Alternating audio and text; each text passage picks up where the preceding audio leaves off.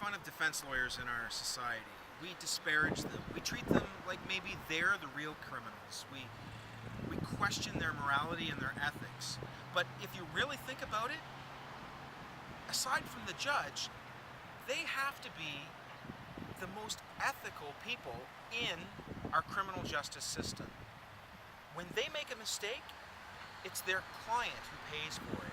And in the Canadian legal system, there's a lot of dependence put on the fact that if somebody's innocent, their defense lawyer is going to be able to show that. In our case, though, we're going to be dealing with a defense lawyer that makes all our jokes about him seem like nice things to say. The defense lawyer that we're up against when we witness to somebody is truly evil and does not have their client's best interest at heart. So we're going to learn how to sidestep it.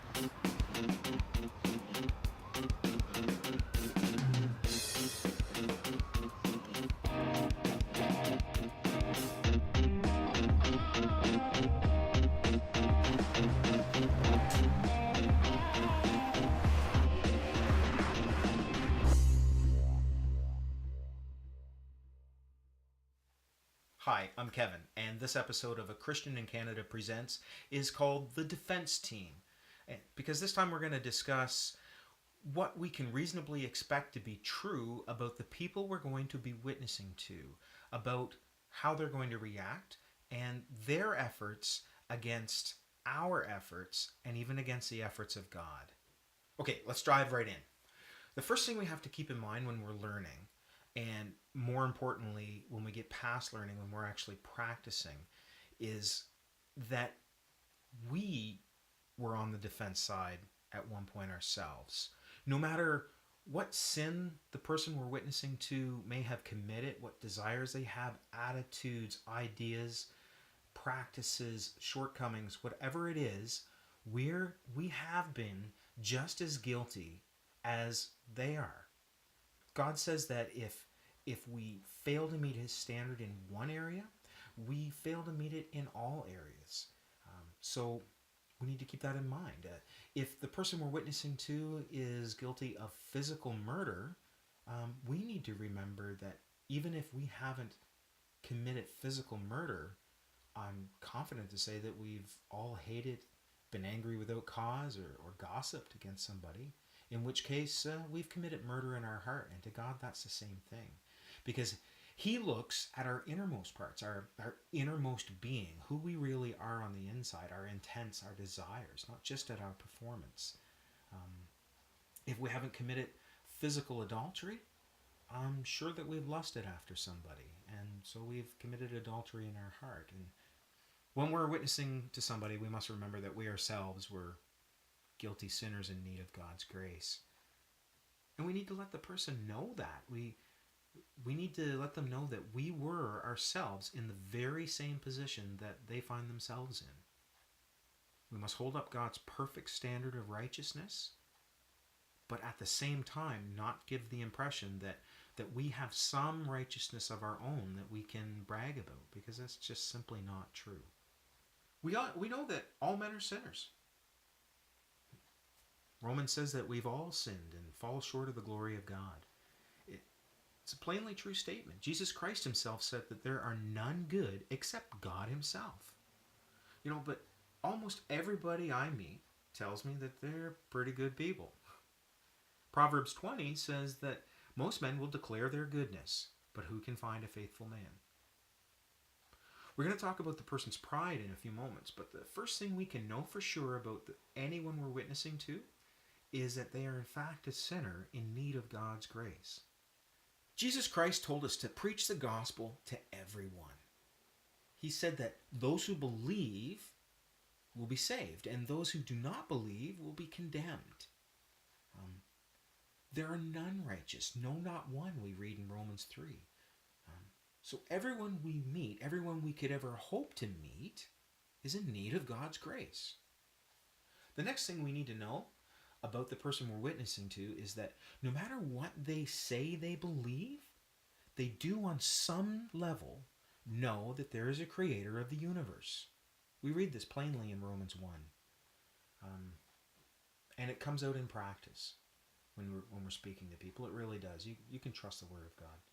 Romans 1 says that all men can see and understand the attributes of God by observing creation.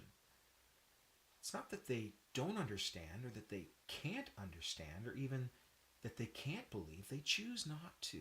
Romans 1 says they hold the truth in unrighteousness.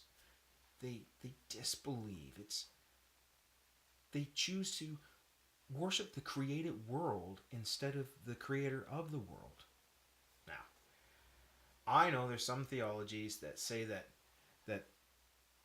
a person dead in their sins cannot believe the gospel unless they're regenerated, cannot understand, cannot believe, they're blind, dead, and whatnot. And theology aside, I'm just going to go with what Romans 1 says and various other passages.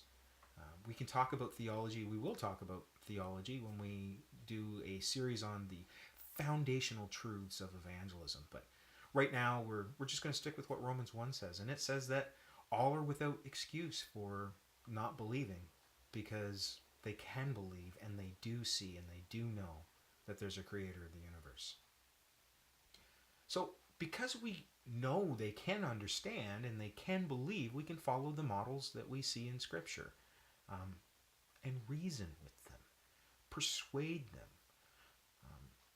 And right about now, there should be some passages popping up. There'll be quite a few of them. And so pause the video and take note of these.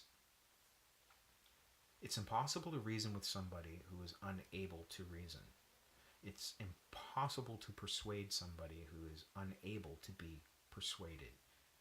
It's illogical for God to give us the ministry of persuading people, of pleading with them to be reconciled to Him, if that can't be done. It's also very important to get this straight. When we're witnessing with God and He's using us as His expert witness, we're not tasked with overcoming every argument against God. We're tasked with witnessing to the truth of His existence, His testimony, His gospel.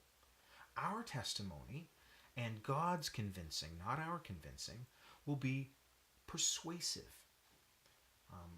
One conspicuous shortcoming that I have is I really get into tearing down false belief systems.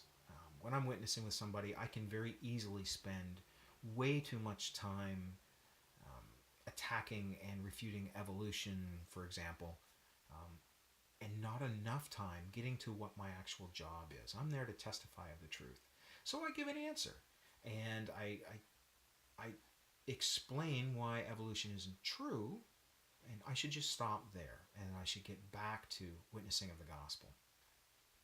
Because an expert witness at a trial or a preliminary trial like we've been talking about is not really to argue, but just to give testimony. Argument is supposed to come from the defense and the prosecution. So this brings us to the person's pride.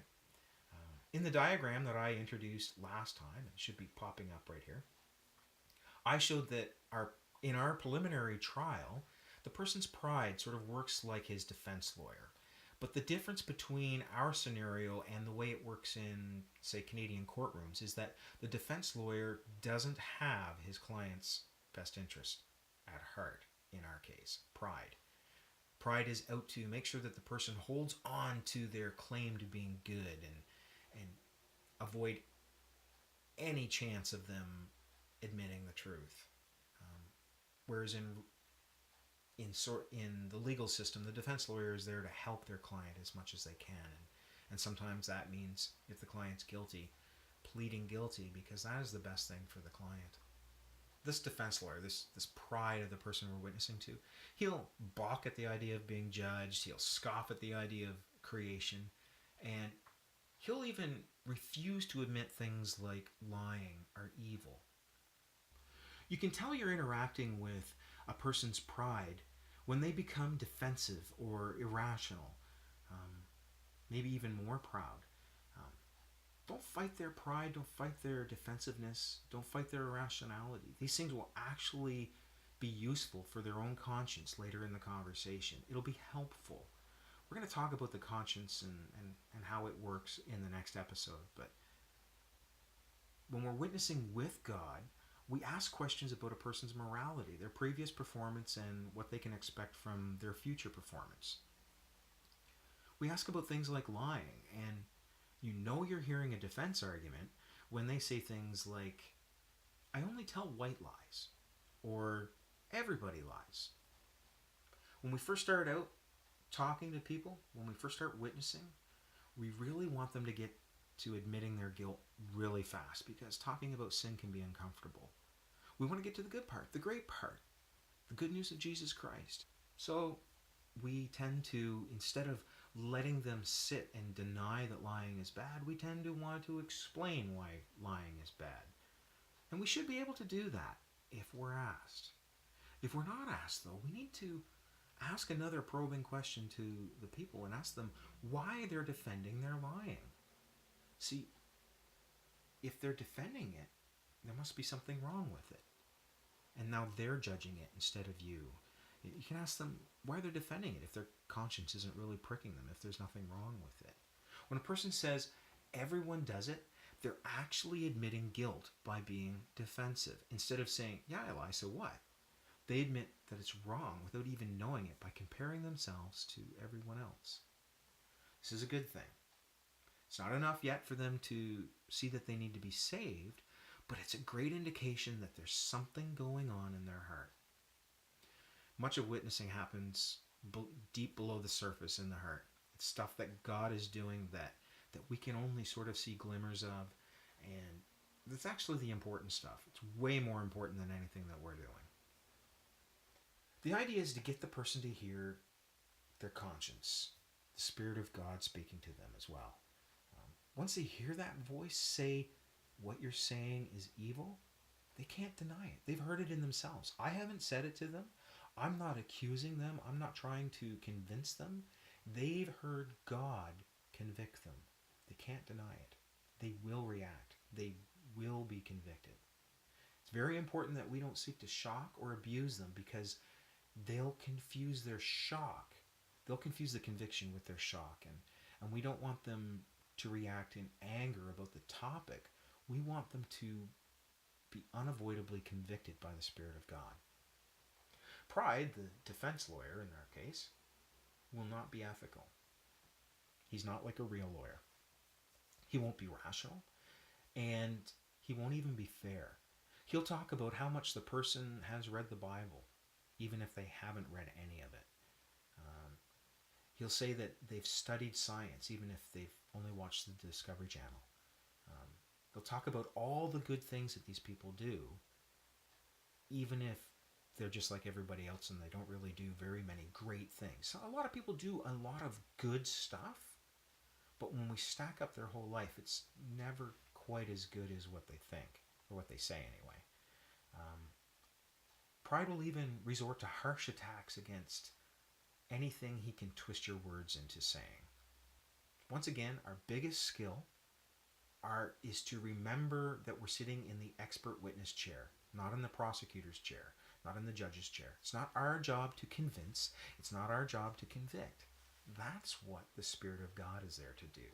He will convict and convince of sin, righteousness, and judgment. Trust him. He will. The first time I watched a person's countenance change and their pride became silent and humility took over everything they said, and they could barely speak, they were upset and fearful, and I was able to share with them what Jesus Christ had done on their behalf to meet their need, to give them life that they now suddenly knew they didn't have. Wow, I witnessed a miracle right in front of me. I had said very little to this man, very little, and he just reacted to the conviction of the Spirit of God in him, and he heard the gospel for the first time, and it made sense to him for the first time. It's a miracle. I just expect that sort of thing to happen now when I'm witnessing. And you're on your way to having that exact same expectation all the time. You can have that joy. Really, you can. Next time, we're going to look at the prosecution, God the Holy Spirit, and his assistant, the person's own conscience. But until then, I'm a Christian in Canada. What about you?